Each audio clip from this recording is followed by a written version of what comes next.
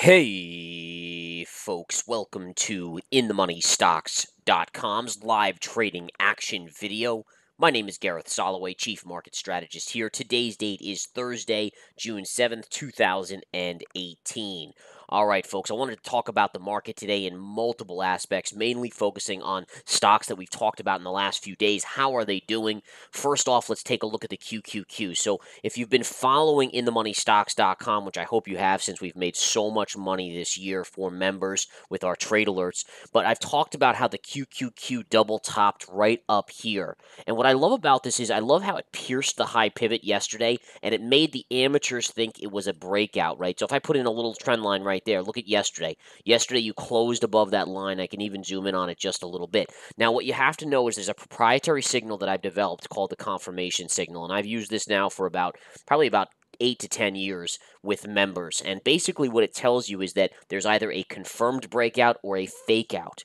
A fake out is where it closes above and doesn't confirm. And what's happening here is where the big boys are allowing it to get above because what they know is it's going to coax weak money in. When I say weak money, it's usually small investor money who kind of chases a market move. And if you think about it, I mean, you would consider that chasing, right? Anyone who bought above here, which obviously there was a lot of people because there was a lot of volume yesterday above that level, that would be a chasing situation because the QQQ was trading around 154 just a few months ago, and now it's at 170. I mean, now it's at 174, but it was at 176 yesterday. So that would be a classic scenario. And what ended up happening is they closed it above to get suckers in, and then they flushed it today. And this is what I talk about here, and this is why I've been accumulating a short side position in the Qs here just yesterday. In fact, I did it, and we're in the money on this position already with members in the Research Center. Don't forget, you can get a 7-day free trial to the Research Center if you're interested. And again, literally people are making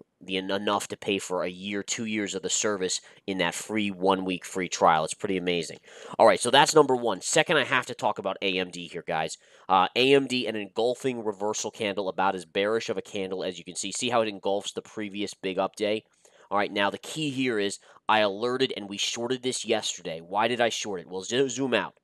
Zoom out. Look at this pivot top right up here. I mean, this is about as good of a pivot top, triple top as you can get. Look at the extension move. All right, one thing, there's a general rule of thumb for every smart, intelligent trader and investor.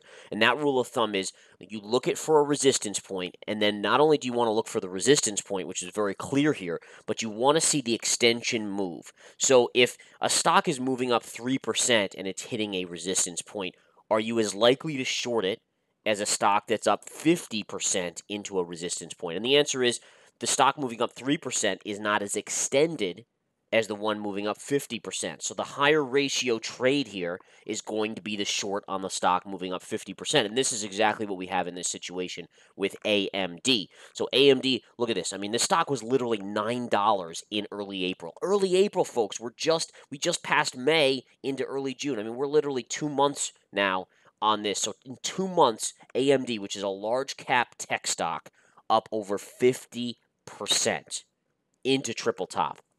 I took the short yesterday, folks. We're already in the money quite a bit on this trade. And again, you can see how clearly this was going to play out. I mean, think about it like this. As a trader or an investor or a swing trader, I'm more of a swing trader and day trader, but, I don't mind the investing public as well. I just think it's the longer term's harder to predict, so I'd much rather go with, a month out versus 5 years out, what's going to happen to the stock or the market. But the point is that you have to just put the odds in your favor. That's what you're trying to do. Basically, think about it like this. If you're the house at a casino, a casino gambler is going to take you for a little money here, a little money there, a lot of money over here. But for the most part, everyone else is losing, so you're going to come out ahead. That's who you want to be in the stock market. You're never going to bat 100%. Don't even think about that. Always assume you're going to have a loss. I aim for 80% success rate. This year, to be honest, it's been closer to 90%, if not above 90%. It's been one of the most amazing years I've ever had as a trader and an investor. But if you can even be north of 75%, if you're 75% success rate as a trader or investor, you're gold star. You're like top of the line. So aim for that, which still means you're going to have, 2.5 losers every 10 trades. So every 100 trades, you're going to have about 25 losers or so. That's okay.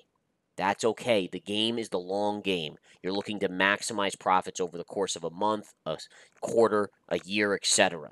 And again, when you look at an AMD trade like this, the extension move was giving you a high ratio that it was due to pull back. You had the resistance level right here, and then look at the sell-off today. And by the way, this isn't done going down. This actually should go down to here.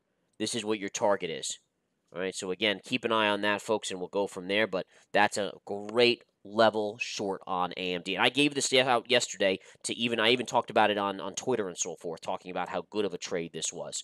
Okay, so keep an eye on that. I want to just kind of cover that. But bottom line is, look for the market. My general projections going forward, the market, the Qs have probably come to near a top. They might butt up again against that high pivot, maybe even go a little bit higher, but I don't expect much more upside. The Qs still the S&P still has a little bit more upside. My level on the SPY is just basically maximized at around just above 280, 281, right around this level. That would be my maximum upside. But you can see even today, this little upsloping trend line kind of causing a little bit of a battle for the S&P. We're down just fractionally on the SPY today. So again, keep that in mind. But tech stocks to me look overdone. I shorted Amazon and actually have a decent share size position, and that stock's coming back in beautifully here. Netflix, good pullback on Netflix today, down about $6.50. This is another ridiculously extended stock chart. First pullback level is going to be right to here, about 337 to 338 on this stock, and then it'll go much, much lower. Don't get me wrong, but you'll get a little bit of a bounce off that level on that stock. Google's had a big fall the last couple days, although it's still trying to hold this former little pivot here. And again, if we look at Apple, Apple I still think is going to go higher. I still think you probably see $200 per share on that. I think you're going to hit $1 trillion market cap. And I said this on Twitter the other day. I think what's going to end up happening is you're going to hit $1 trillion market cap. Analysts are going to come out and upgrade it, saying it's going to 1.5 trillion, and then you're going to drop 25% on it. So just be aware of that. I would, once it gets above $1 trillion, once it's above $200 a share, I would short it. I would short the stock once it's $1 trillion. Once it hits that $1 trillion market cap, maybe it peaks above just a little bit, but then that's the place to start to really accumulate on the Apple short. Okay? All right, so on that note, folks, I'm going to bid you farewell. But again, folks, the track record, verified track record takes you exactly where you want to go at InTheMoneyStocks.com. It shows you the success rate, and literally 90% success rate this year, folks. And again, I always like showing it to you guys because I'm proud of it. Frankly, I'm proud of it. This is our website right here. All right, InTheMoneyStocks.com. You can go right here to the Research Center track record. And, you can see, there's a couple losers here and there, but look at all this green. It's remarkable. Remarkable. And again, there's your max gain. That's if you put 100% in every trade, which, again, we never claim that you should do that. That's a little bit aggressive for us. We're relatively conservative in terms of share size position because we always like to be conservative and be safe.